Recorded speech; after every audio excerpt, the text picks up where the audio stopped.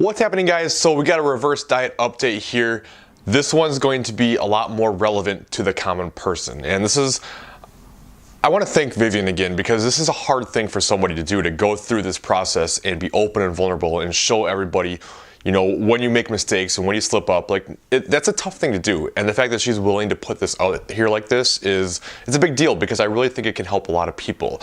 And basically what I'm getting at is, she had a binging episode, right? So I'm actually, you know, with regards to this reverse diet series, I'm actually kind of glad it happened, just so we could have this situation and talk about it. Never really glad that somebody binged, but at the same time, you know, we can learn from it. And that's one of the big things we always have to remember, is when something like this happens, we can't beat ourselves up about it. We can't get super down about it and let that tailspin into something else. We just have to take it for what it is, and that's a chance to learn and get better, right? Anything in life, we're gonna have failures. Anything we're trying to do, we're gonna have failures. Failures aren't a bad thing. Failures are a good thing if you learn from them. So that's the biggest thing. We have to have some mistakes, and then we have to, extract some things out of it and say, okay, what can I learn from this? How can I do better moving forward? Why did this happen? Address it and kind of go from there.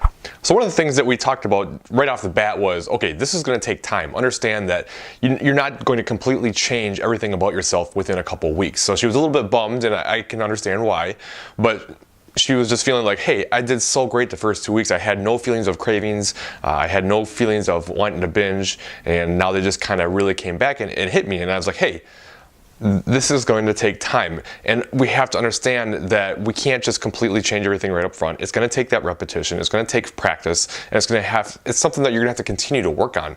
We're never just going to completely eliminate something right off the bat. And one of the things, if you remember from my first video that I talked about, was it's probably going to go really well up front. It's something new, it's something exciting, you have more accountability. Not only does she have the accountability with me, but she also has the accountability knowing that I'm going to be talking about what happens with her on my YouTube channel. So it gives some extra accountability.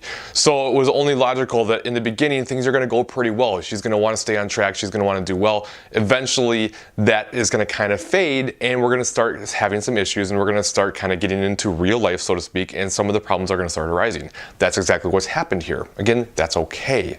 So what happened in this instance was she was gifted a box of truffles, and she's actually been doing pretty well about planning in some treats. You know, that's one of the things I talk about in order to kind of escape the whole pattern of binging and restricting and having a lot of cravings for food. Sometimes in the beginning stages, now everyone's a little bit different, but sometimes what can be really helpful for people is to literally plan in some kind of a treat into their day. Like literally the first thing you do when you set up your day is plan in, I'm going to have this treat, and then plan the rest of your macros around that. So you have something to look forward to. You can eat it, you can kind of look forward to it, you know it's coming, you've planned for it. It kind of takes some of the emotions away from it. So that's what she's been doing, and it's been working effectively. But in this instance, she on the fly decided to try to fit some more in and exchange for different macros later on, which is always fine. But what ended up happening is she got in this mode where she started to eat the truffles and just didn't want to stop eating, right? And how many of us have been through that? I know I go through it a lot right now, even in my reverse, even this far along in my reverse, I eat and I want to continue to eat, all right? So it's common. The thing is, there's some strategies we can take to try to help with this. One of the things that I really recommend in an instance like this is to, and I think I talked about this in a previous video, but I think it's worth rehashing, and in case I didn't and I completely forgot, it's a good thing to talk about, and that is not just sitting there and kind of mindlessly eating. That can be a big problem. So instead, if you want to fit in 2 or 3 truffles, so to speak, what would be a better situation than just standing there and eating them, because it can be really hard to stop yourself in that situation when it's so readily available, is take however many you wanted. So if you were going to fit in 2 truffles, take out your 2, put the box away, like out of sight, out of mind, all right? So put it in a cabinet or wherever else, put it away, go to a completely different room, and then just kind of sit there and focus on eating that food. Don't eat it distracted, don't think about other things, don't watch TV, don't play on the computer. Literally sit there and think about enjoying that food that you're going to eat in a completely different room. This is going to make it a lot less likely for you to continue to eat. Now, you focused on it, you've enjoyed it, the chances of you going all the way back into the other room and taking it out of the cupboard and taking more, it's a lot lower. Can it be done? Of course. Will it happen sometimes? Possibly. But it at least gives you some type of a strategy that can be beneficial and keep the chances of a binge like this happening a little bit lower. One of the things that I liked that she said in response to talking about this was, she was like, yes, absolutely, repetition will help. The longer I do it, the better I'll get at it. It's going to take time. But she was really putting a lot of thought process into it, and she was acknowledging that she still has some issues, she has some things to work through, and that it's going to take some work. All right, so she acknowledges what's going on. She's being open and honest about it. She's letting herself be vulnerable, which is one of the things that she talked about was, hey, like, it's not an easy thing to be vulnerable, but I know that's important. So she was a little bit worried about like, kind of giving me a lot of detail into her mindset as to like what happened, why it happened, and what she was thinking. That's not an easy thing for somebody to do, but I think it's so important. It's something that I really encourage my clients to do big time, is just be as open and honest as possible and give me as much communication as they can, because it's only going to help me better understand what's going on and better be able to help. There's literally no such thing as too much information when it comes to a client giving me communication. One more thing we touched on, and it was kind of my perception a little bit, that she seemed to be a little bit conflicted, and I see this a lot, especially when it comes to starting to learn to be more flexible, but also wanting to get good results and be as accurate as possible. So it's like, on one hand, we feel like I should be flexible, I should not restrict myself, I should not fall into this trap of not having things when it's available if I want it, because that's restriction and that's bad. And then on the other hand, we feel like, well, I want to stick to my goals, I want to be as diligent as possible, maybe I should avoid it. So there's like, on one hand you think avoidance is better, on the other hand you think that not restricting is better. And here's the thing with that, in my opinion, a lot of times we look at restriction as this really bad thing, and I talk about so much. I talk about how being restrictive is a recipe for disaster a lot of the time. The more you try to avoid something, the more you're going to want it. Once you do have it, there's going to be no off button, because not only have you not had it for a long time, but you also probably feel like, hey, I'm going to go back on my diet again tomorrow, so I need to get as much of it in as I possibly can right now before I can't have it again. So yeah, being restrictive can be a bad thing, but we also have to understand that restriction in and of itself is not a bad thing. All right, it's just being overly restrictive that can cause some emotional problems that becomes the issue. But we have to understand, with any type of dieting, there's going to be restriction. It's just different forms of restriction. And especially when we go into an actual dieting phase, a cutting phase, you're gonna have to restrict. You have to restrict calories. There's just no way around it. In order to lose fat, you have to eat less calories than you burn. It's literally the only way it can happen. So you have to restrict in some form. But there's different types of restriction. There's restricting types of foods, there's restricting calories, there's always trade-off with everything. So like with most diets, it's restrict some kind of food, therefore you restrict calories, and now you start to get results. With flexible dieting, tracking macros, now the restriction kind of becomes, okay, now we have to track our food. We have to be more diligent with things, and we have to, pay a little bit more attention. So that kind of becomes your restriction. There's trade-off with everything, and it really becomes about a balance that works best for that particular individual, and we're all a little bit different. I just find for a lot of people, making that sacrifice to be a little bit more diligent with tracking, but allowing yourself to include different foods that you enjoy is a little bit more sustainable. Plus, in the long run, as you do more tracking and you get better at it, this is how you become more intuitive. Everyone wants to be able to eat intuitively, but how can you be intuitive if you have no clue what's in the foods that you eat? So by tracking for a decent amount of time, at least this way you build that knowledge base, and you can get a better understanding of, okay, this food has this macros, and this food, it looks like this type of a serving size. Just by kind of looking at it, like how much is in it, and you build that knowledge base. So there's a lot of benefits to it, but again, there's always some form of restriction. So restriction by itself is not bad. It's just, if we restrict too much to the point where now we can't take it anymore and we completely run out of our willpower, then now we've got a bit of an issue. Now, last thing I want to talk about regarding this, and you'll notice that I'm not giving you a whole lot of numbers and stuff, because she's checking in while she's still away. All right, if you remember from last week, she is gone.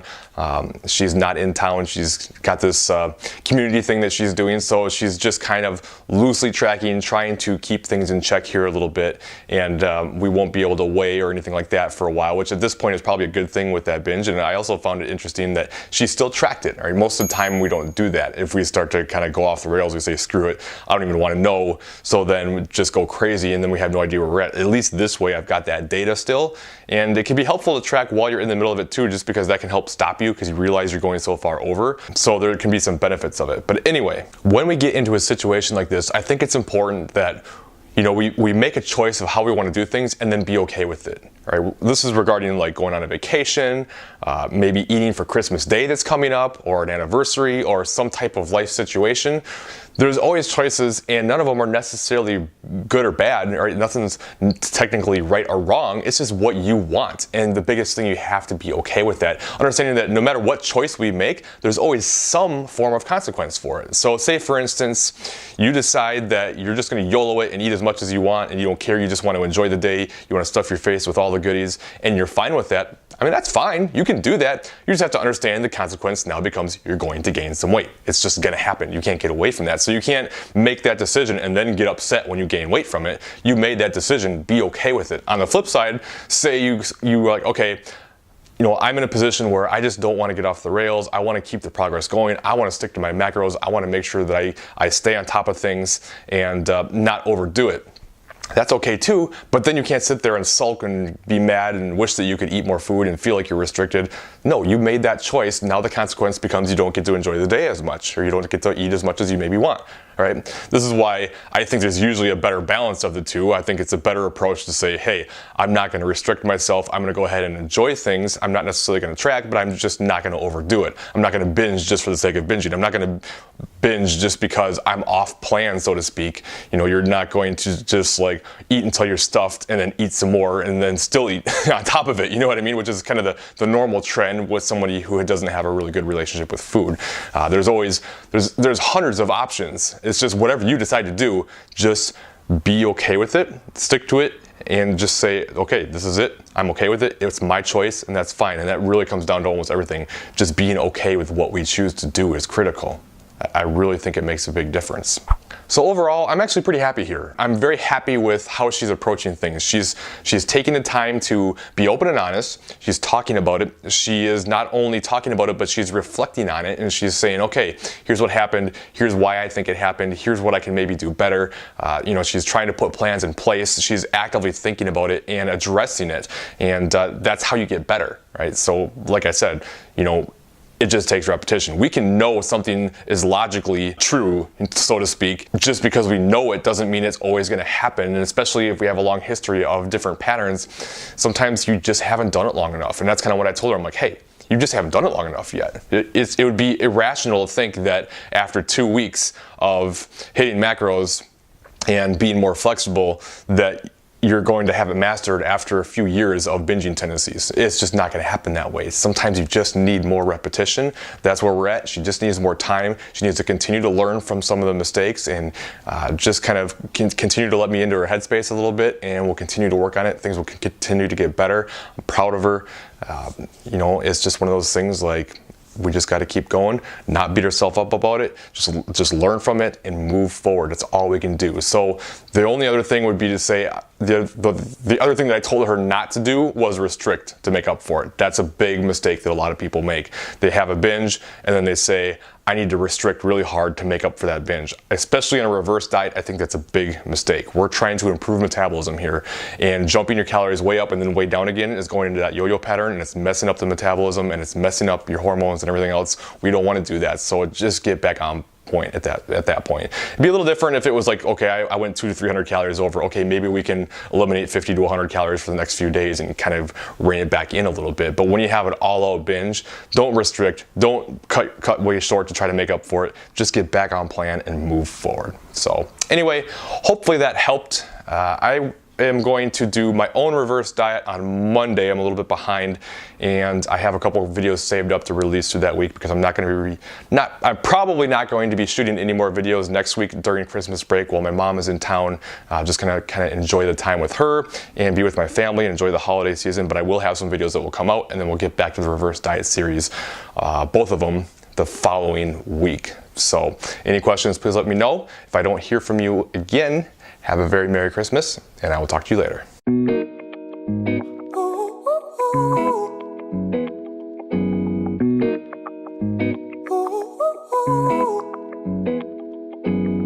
I'm addicted to the love that you're giving. Every minute, every day I've been craving.